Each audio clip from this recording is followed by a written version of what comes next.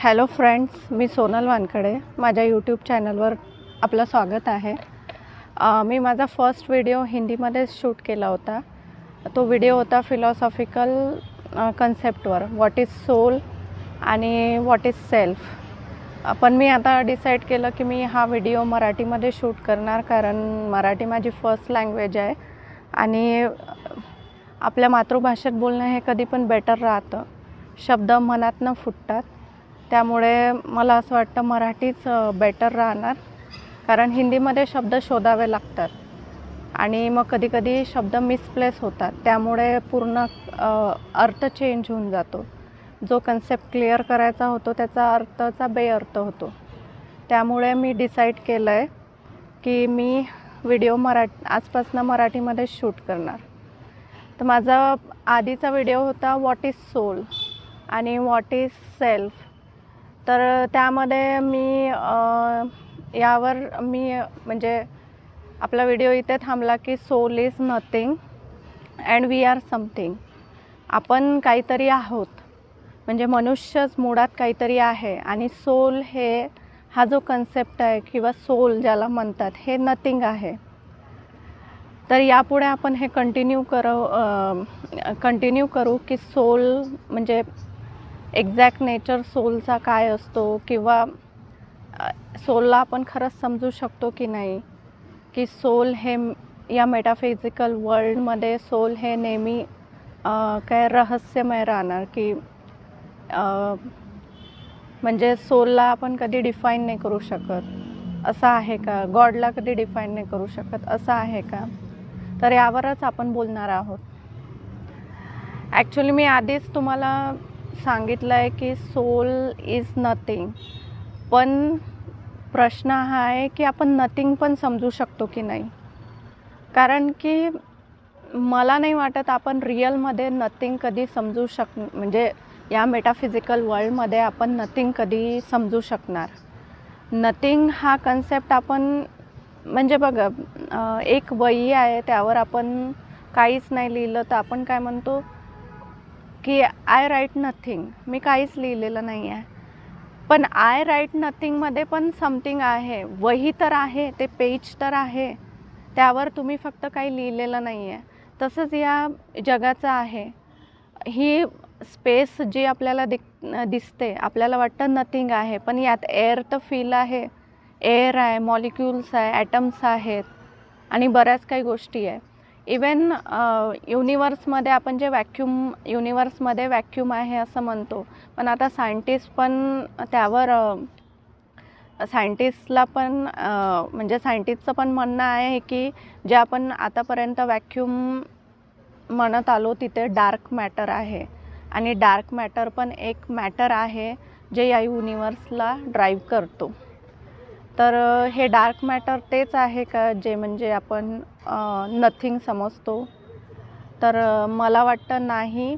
जे आपण या जगाने फिजिकल या रिॲलिटीमध्ये आपण जे आपल्या सेन्सेसने ओळखू शकतो किंवा ज्याचं नॉलेज घेऊ शकतो, किंवा आपण आपल्या नॉलेजनुसार जे पण म्हणजे आपण आपल्या सेन्सेसने जे पण आपण या जगाचा अनुभव घेऊ शकतो, एक्सपिरियन्स घेऊ शकतो. आय डोंट थिंक सो की सोल त्यावर म्हणजे सोलला आपण या थ्रू जाणू शकतो किंवा माहिती करून घेऊ शकतो. कारण की कसं आहे, काही पण या जगातला आपण इवन स्मॉलेस्ट थिंग म्हणजे ॲटम्समध्ये protons, neutrons, even god particles आहे, याचं पण आपण जेव्हा प्रूफ देऊ शकतो ते या जगाच्या पद्धतीनुसारच त्याला प्रूफ करू शकतो. या मेटाफिजिकलचा यूज करूनच आपण या फिजिकल वर्ल्डचा यूज करून, या मटेरियलिस्टिक वर्ल्डचा यूज करूनच आपण ते जाणू शकतो. तर मला नाही वाटत की अशा प्रोसेसने आपण गॉडला कधी या फिजिकल वर्ल्डमध्ये गॉडला कधी माहिती करून घेऊ, किंवा सोलला कधी आपण सोल काय आहे हे आपण जाणू किंवा माहिती करू शकू. कारण की आपण इवन प्रोटॉन्स न्यूट्रॉन्सला बघताना पण आपण मायक्रोस्कोप किंवा जे काही इन्स्ट्रुमेंट आहे ते यूज करतो. ते इन्स्ट्रुमेंट पण या मेटाफिजिकल वर्ल्डचा एक पार्ट आहे. तर जे पण या फिजिकलचा पार्ट आहे, जे पण आपण सोर्सेस यूज करतो, त्यानुसार आपण आत्म्याला किंवा सोलला किंवा गॉडला नाही जाणू शकत. ते या फिजिकल वर्ल्डचाच एक पार्ट राहणार. त्याला आपण डिवाइन बीइंग और अल्टिमेट बीइंग और एनिथिंग त्याला आपण ते नाव देऊ नाही शकत. माझं असं म्हणणं आहे की सोलला आपण एका अवेअरनेस लेवल, म्हणजे सोलच्या ज्या क्वालिटीज आहेत, सोलच्या ज्या पण ओरिजिनल क्वालिटीज आहेत, त्या क्वालिटीजच्या लेवलला जेव्हा आपण जाऊ त्यावेळेस आपण सोलला ओळखू शकू. या फिजिकल लेवलच्या क्वालिटीज वेगळ्या आहे आणि सोलच्या क्वालिटीज टोटली वेगळ्या आहेत. तर त्यामुळे सोलला आपण त्या लेवलला जाऊनच ओळखू शकतो.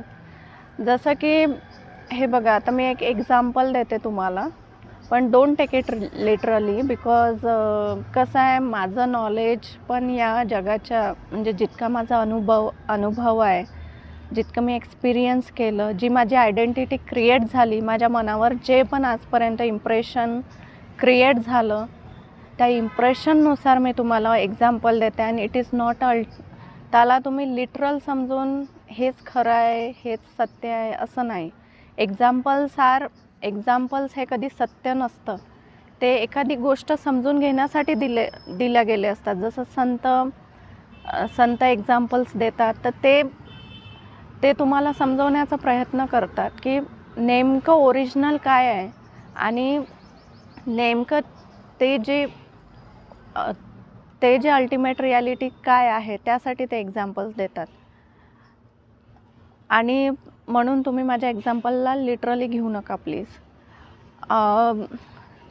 बघा, वॉटर मॉलिक्यूल आहे. वॉटर मॉलिक्यूलसोबत आपल्याला माहिती आहे हायड्रोजन आणि ऑक्सिजन बाइंड होऊन एक वॉटर मॉलिक्यूल तयार होतो. आता यामध्ये हायड्रोजनची प्रॉपर्टीज वेगळी आहे, पण तो ऑक्सिजनसोबत कनेक्ट झाल्यामुळे तो स्वतःला वॉटर समजतो, म्हणजे ॲज अ वॉटर बिहेव करतो. अति थंड असलं तर तो फ्रीज होतो, नॉर्मल टेम्परेचरला तो ॲज अ वॉटर राहतो, आणि जेव्हा हायर टेम्परेचर असतं तेव्हा तो वेपराईज होतो. तर आत्म्याचं पण तसंच काहीतरी झालेलं आहे. आत्मा पण या बॉडीसोबत बाइंड झाल्यावर त्याची जी ओरिजिनल आयडेंटिटी आहे, जसं हायड्रोजनची ओरिजिनल आयडेंटिटी वेगळी आहे, तसंच आत्म्याची ओरिजिनल आयडेंटिटी वेगळी आहे. तर आत्म्याची ओरिजिनल आयडेंटिटी जी आहे ती या मटेरियल जी बॉडी आहे त्याच्यासोबत कनेक्ट होऊन ती आयडेंटिटी कुठेतरी हरवलेली आहे. असं नाही की ती आयडेंटिटी नाहीशी झालेली आहे. हायड्रोजनसोबत आता पण तेच स्ट्रक्चर असणार हायड्रोजनचं जे आधी होतं. फक्त एवढं आहे की त्याचं बिहेवियर चेंज झालं ऑक्सिजनसोबत बाइंड झाल्यावर. तसंच आत्म्याचं झालेलं आहे. आत्म्याचं actually it has original qualities with सोलला त्याच्यासोबत त्याच्या ओरिजिनल क्वालिटीज आहेत, पण या शरीरासोबत बाइंड झालेलं आहे, म्हणून ती आयडेंटिटी कुठेतरी हरवली आहे. तर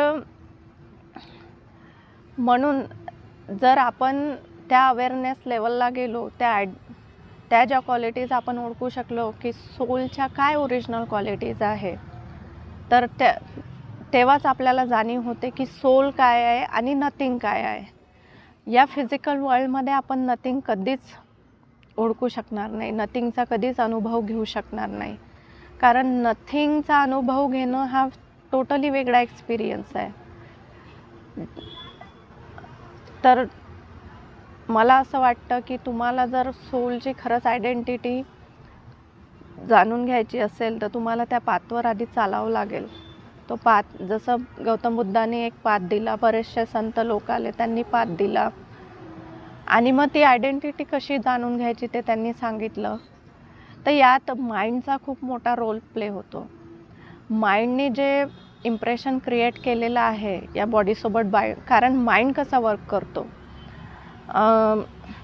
बॉडी आहे, बॉडी थ्रू सेन्सेस आपण नॉलेज घेतो. जसं डोळ्याने बघतो, कानाने ऐकतो, तोंडाने बोलतो, आपल्याला इवन टचचा स्मेल आहे. हे जे सर्व सेन्सेस जेव्हा कंबाईन होतात तेव्हा एक नॉलेज आपल्याकडे येतं आणि या सर्व गोष्टीतनं आपण नॉलेज घेतो.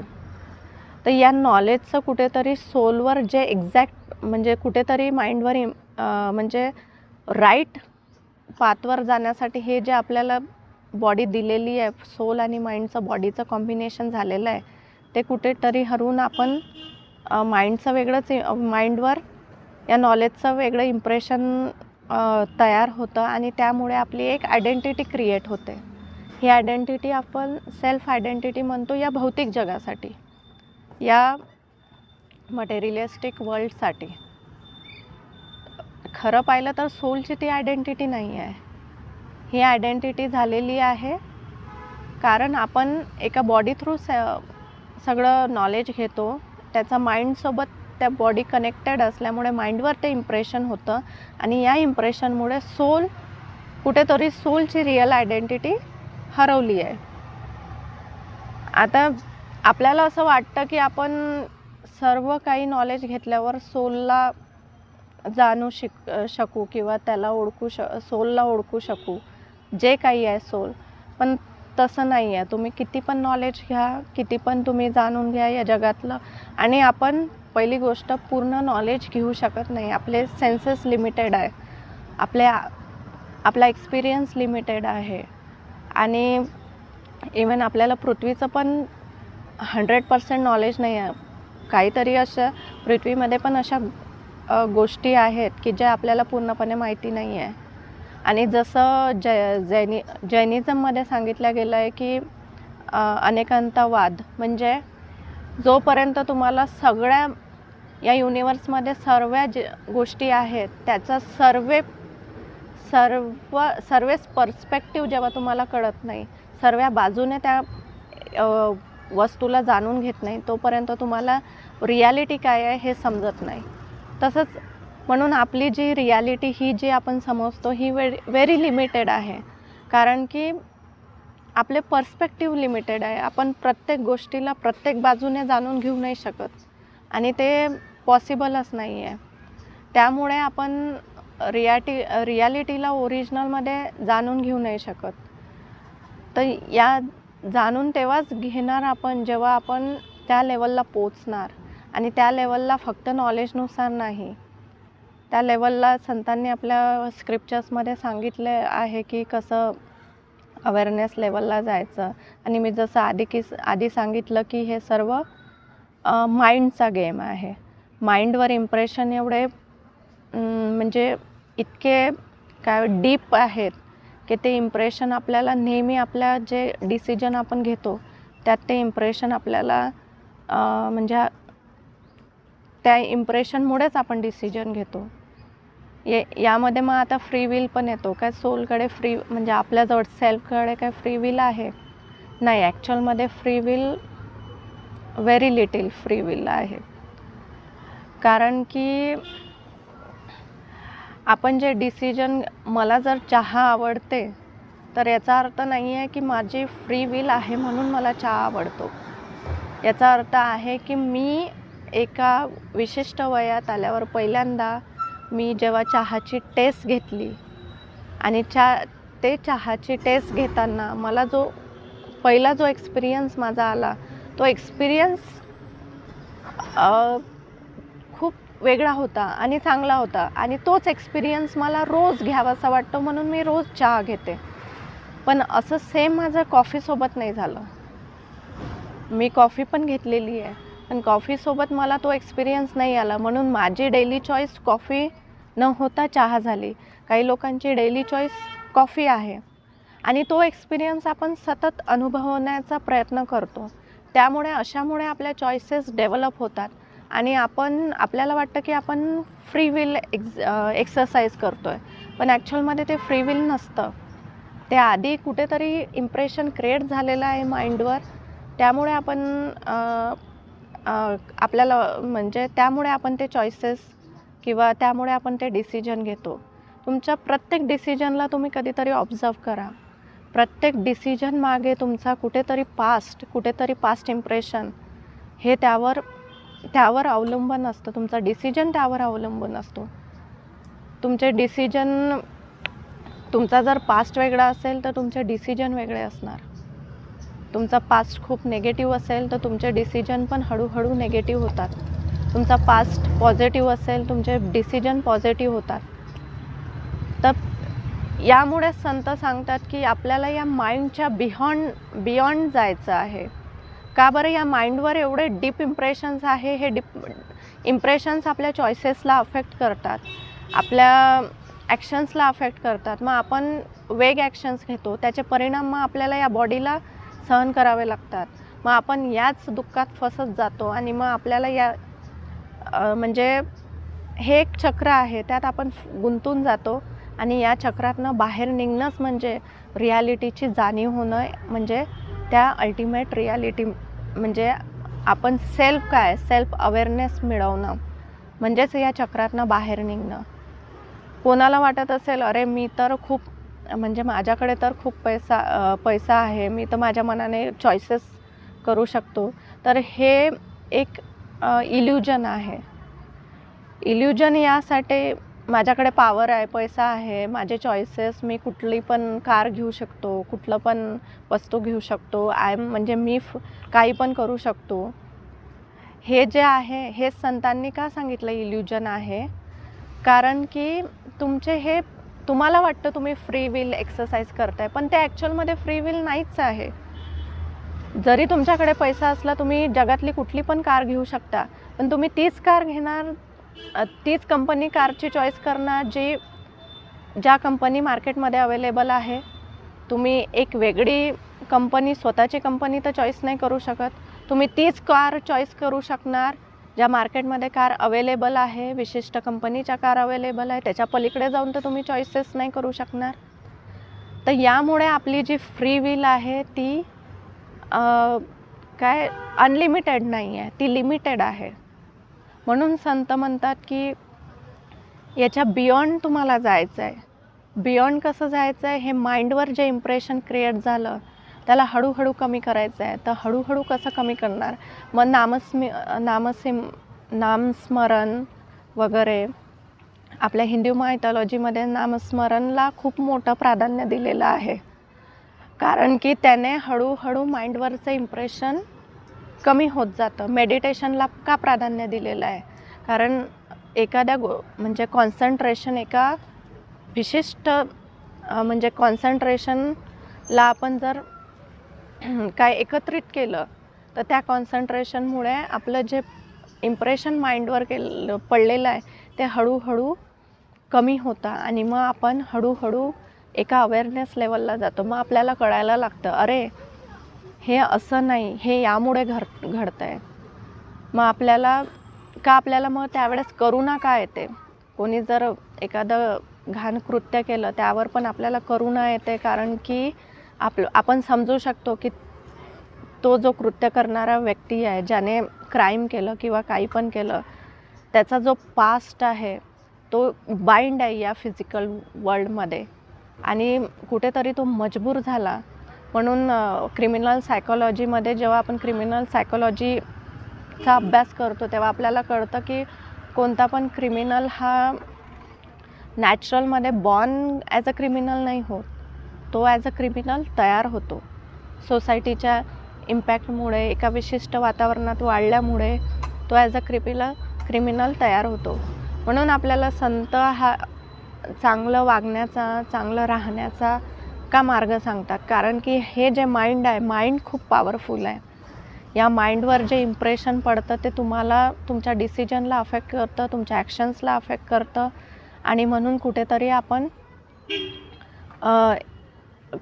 म्हणजे आपण आपली लाईफ जी चांगली असायला पाहिजे, संतांनुसार चांगली असायला पाहिजे, ती आपण वेगळी बनवून ठेवतो. मग आपल्याला दुःख होतं. म्हणूनच गौतम बुद्धाने सांगितलेलं आहे की दुःखाचं कारणच डिझायर्स आहे. मग हे डिझायर्स का उत्पन्न होतात? या माइंडमुळेच. माइंडमध्ये विशिष्ट म्हणजे आपण आपल्या अवतीभवती वातावरण जे बघतो, जर कुणाकडे कार बघितली तर आपल्याला कार घ्यावीशी वाटते, कुणाकडे पैसा बघितला तर आपल्याला वाटतं की आपण पण पैसा कमवायला पाहिजे, कुणी फेमस व्हायला लागलं तर आपण पण फेमस व्हायला पाहिजे. मला पण असं कुठेतरी वाटतं की मी फेमस व्हायला पाहिजे. पण मग हे सर्व करत असताना आपण मार्ग कोणता वापरतो ते डिपेंडेड आहे. जे आपण म्हणजे आपल्याला वाटतं जे आपण सेल्फ आहे ते यामुळे ते सेल्फ नाही राहत, ते वेगळं काही होऊन जातो आणि आपण या जगाच्या चक्रात म्हणजे या जे लूप आहे त्या लूपमध्ये आपण पूर्णपणे फसतो आणि त्या लूपचा एक पार्ट होऊन जातो. त्या लूपचा पार्ट झाल्यामुळे सोल आपली आयडेंटिटी विसरते आणि आपण जो रिअल सेल्फ आहे तो जाणून घेऊ शकत नाही. जसं ख्रिश्चॅनिटीमध्ये ॲडम आणि ईवची स्टोरी आपल्याला माहीतच आहे. एक फॉर्बिडन ॲपल खाल्ल्यामुळे ॲडम आणि ईव या पृथ्वीवर फसतात. म्हणजे या पृथ्वीवर ते एका चांगल्या गार्डनमध्ये असतात, ज्या गार्डनमध्ये कुठलंही दुःख नसतं, काहीच नसतं. तर ते सांगण्याचा पार्ट तोच आहे की आपण ज्या अल्टिमेट रिॲलिटीपासून आलेलो आहोत तिथे दुःख नाही, सुख नाही, काहीच नाही. सगळं याने या जगाच्या हिशोबाने बघितलं गेलं तर ते परफेक्ट आहे. अजून आपल्याला माहीत नाही ते काय आहे, नथिंग पण काय आहे हे आपल्याला माहिती नाही. पण या जगात जेवढे दुःख वगैरे बघितले त्यानुसार ते परफेक्ट आहे. मग जेव्हा ॲडम जेव्हा ते ॲपल खात ते दोघं पण या पृथ्वीवर फसतात, त्याचं कारण हेच आहे की आपल्या माइंडवर इम्प्रेशन तयार झाल्यावर आपण म्हणजे आपले डिसिजन अफेक्ट होतात आणि त्या डिसिजनमुळे आपण या भौतिक जगात फसून राहतो. खाण्याची म्हणजे त्याला स्ट्रिक्ट वॉर्निंग होती देवाकडनं की हे ॲपल खायचं नाही दोघांना पण तरी पण सॅटन नावाचा जो असतो तो क्रुएल हे असतो, एंजल असतो. तो ईवला फसवतो आणि ईव ॲडमला ॲपल खाण्यास भाग पाडते. तर मग त्यामुळे काय होतं, दोघं पण या पृथ्वीवर त्यांचा डिसिजन अफेक्ट होतो. डिसिजन अफेक्ट झाल्यावर त्यांचा जो पूर्वीचा देवावरचा जो ट्रस्ट आहे तो ब्रेक होतो आणि ॲपल खाल्लं म्हणून ॲडम इथे फसला, ईव इथे फसली असं नाही. तो ट्रस्ट ब्रेक झाल्यामुळे ते दोघं फसले. तसंच आपल्यासोबत झालेलं आहे. आपण इथे फसलो कारण की आपण जो ओरिजिनॅलिटीला जे आपण डाऊट केलं, या स्टोरीचं सांगण्याचं तात्पर्य तेच आहे. आपण जे अल्टिमेट रिॲलिटी आहे त्याला नेहमी डाऊट केलं, त्या डाऊटनुसार आपण इथे फसलो आहे. म्हणून डिवोशनला इतकं महत्त्व का दिलं आहे? डिवोशन म्हणजे काय असतं? सरेंडर करणं. सरेंडर केल्यावर मग डाऊट नाही राहत. मग हळूहळू डिवोटी त्या अल्टिमेट रिॲलिटीकडे पाऊल ठेवते आणि तिथपर्यंत पोचते. डिवोशनचा अर्थच हा आहे.